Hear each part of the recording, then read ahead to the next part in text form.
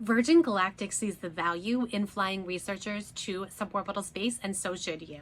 So first off, congratulations to Kellie, to Shawna, and to Norah, who are the three people announced today to fly on a future Virgin Galactic flight for, and I can never remember what the acronym stands for, so I'm going to go ahead and look it up, for the International Institute for Astronautical Sciences. That's IIAS. So super excited to see Kellie fly again. Kellie's a friend of mine.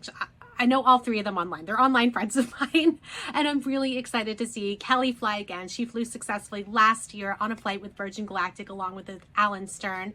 And the other two have been training to fly for so long as well. Super excited to see research going forward that would otherwise not be done. So this is not just a joyride. This is researchers doing science in space, which is something I have been very passionate about for about a decade. My name is Laura Forsick. I'm an astrophysicist and planetary scientist by training. I run space consulting firm Astralytical. We have been looking into the suborbital human spaceflight arena for a long time. for at least a decade here. I have been involved in the suborbital researchers community for about 12 years. It is one of these things that had promise 12 years ago. 15 years ago.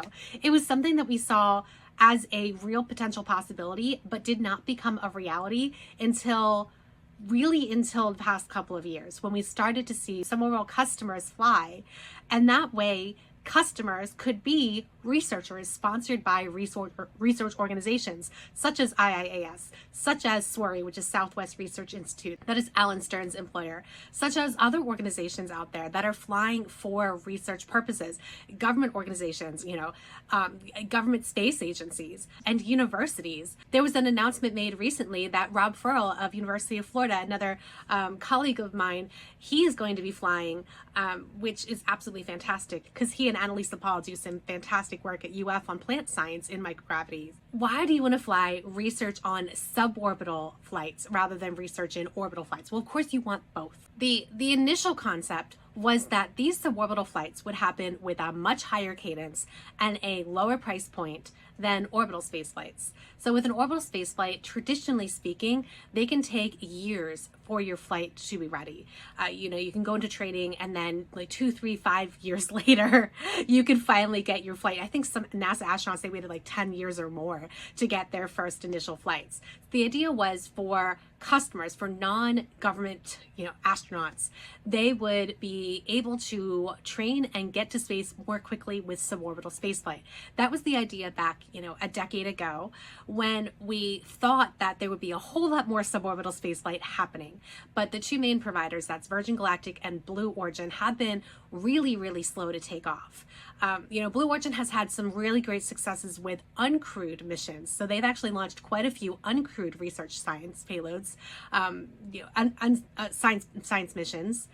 And then Virgin Galactic has also launched quite a few uncrewed, automated science missions along with the staff that have flown. The very first suborbital research done that was human-tended was by Sarisha Bandla, who is a Virgin Galactic employee. So she flew along with other Virgin Galactic employees, and she actually did a plant biology experiment for the University of Florida. So we can see the potential if there is high cadence, if there is a way to ramp up operations so that you do a flight today, next month or 6 months down the line, you can fly again. And you can do that same experiment but tweaked. And I saw this in action with my zero-G flights. So I actually flew once with NASA before their plane was retired and once with Zero-G Corporation. And the idea is that with those parabolas that you do dives and climbs, and it's about 20-25 seconds worth of microgravity time per dive, per parabola. And you can iterate quickly. So if something goes wrong, which we did have a lot go wrong in our experiments, if something goes wrong, you are right up there and you can tweak something, you can fix something, you can make it happen so that a failure can turn into at least a partial success. And that's the idea with suborbital research. If it can meet a high cadence and if the price point is suitable, then research payloads can be flown much more quickly and at a much better price point for the researchers or for the research organizations than orbital. reality has not turned out that way. Reality has told us that SpaceX is flying very frequently and has brought down the price of orbital spaceflight to a degree that was unexpected a decade ago. It's not just SpaceX, right? There are other rides. I mean, as of this recording, Rocket Lab just launched a successful mission, their 50th. So like there are rides to orbital space now that I think were not envisioned a decade, 15 years ago, when this whole concept of suborbital space or suborbital researchers in space was conceived. But that doesn't mean that it can't still happen. In a reality in the future where, again, the cadence is ramped up. So you're having much more frequent suborbital operations, suborbital missions going up. I had plotted in the past how slow this is, and it's so turtle slow, which goes with Blue Origin, but Virgin Galactic, they're also so slow to launch, to get up their operations. And now they're on a 2-year pause. I want to take this moment again to celebrate the announcement today for Kellie, for Shawna, and for Norah, because I'm really, really excited for them.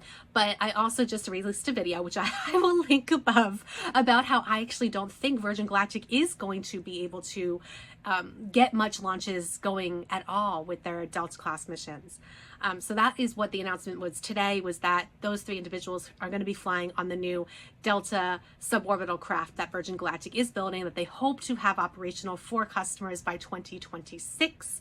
I think that's optimistic. I fear that Virgin Galactic is going to run out of money before they have much or any launches of the Delta craft. I hope I'm wrong. I hope that they are extraordinarily successful, but we just haven't seen that yet.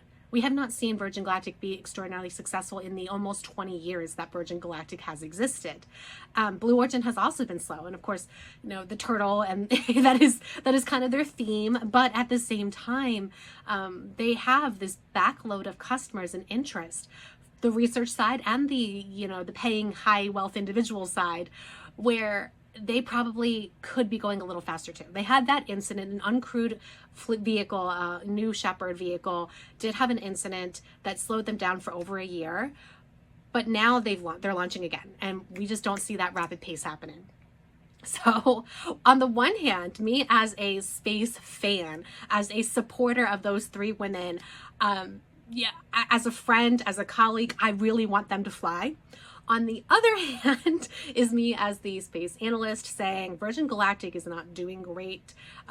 They're burning through cash like crazy. If you haven't seen that video, I'll link it at the end. You really should watch that video where I actually went through their financials to talk about how they are running out of money. They might just have 1.5 years, 2 years of money left unless they do something drastic to raise additional funds. They just did a stock split, which I don't think gets them revenue. I think that just keeps them from being delisted on the stock market. But they need revenue, right? And they're not going to get that significant revenue. I'm sure there's a down payment involved with this IAS mission, but they need significant revenue. They need more than single-digit millions of revenue coming in if they're burning $500 million a year, which is what they have been burning for the past 2 years. There's also the safety concerns. When Kellie and Alan flew, I'm not going to lie, I feared for their life. I really, truly did. Every time there's a Virgin Galactic flight, their safety record is not the best.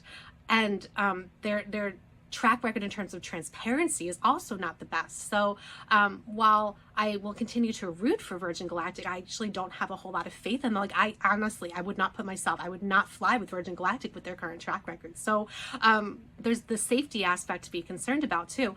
They are retiring the Unity spacecraft for a reason, but they're still flying the mothership, the Eve. And that is an older craft. And I talked about this in the previous video. And so I am worried.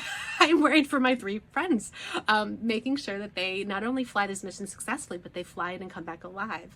And I wish I could say that I had all the confidence in the world that Virgin Galactic wouldn't fly unless it was safe, but I don't. I honestly do not. And so I would trust Blue Origin in that aspect over Virgin Galactic, just personally. Like if I were to fly, which I'm not medically eligible to fly because I'm pregnant, but like if I were, I just wouldn't. SpaceX has a fantastic safety record when it comes to human spaceflight. I would trust SpaceX, and then it goes back to the criteria that you want to use to fly. So if you're doing an experiment and that experiment doesn't necessarily have that constraint in terms of budget or time, and you don't necessarily need those iterations, then I think it financially makes more sense, or safety aspect makes more sense, to fly with SpaceX or some other orbital service provider. There is an argument made, and I have made this argument in the past with my own research that I did in graduate school, where there are some instances where it makes total sense, where you're looking at the transition, you're looking at that quick 3 minutes, 4 minutes of microgravity that you would get on a suborbital spaceflight, that it doesn't make sense to do that on an orbital spaceflight or a drop tower or a zero-G flight. Or maybe you're looking at the stratosphere or some other aspect of remote sensing where you really could use that suborbital spaceflight altitude, and that period of spaceflight that is really not well studied because it's not we just don't have that track record. So research wise, it might make sense for some people to say, no, really, suborbital spaceflight is where we want to be, and we don't necessarily want orbital. We're doing what we can with these zero-G flights, but it's not enough. I think there is a small market for research that can really truly only be done in suborbital space. And I think there's a huge market for suborbital launch providers to go after that research and other research if they can get up the cadence and keep that price point low. The proof is going to be in the operations. So I want to see Virgin Galactic and Blue Origin operating quickly, safely, rapidly, and at a price point that it makes sense for research organizations or researchers themselves to fly their own research in suborbital space over orbital.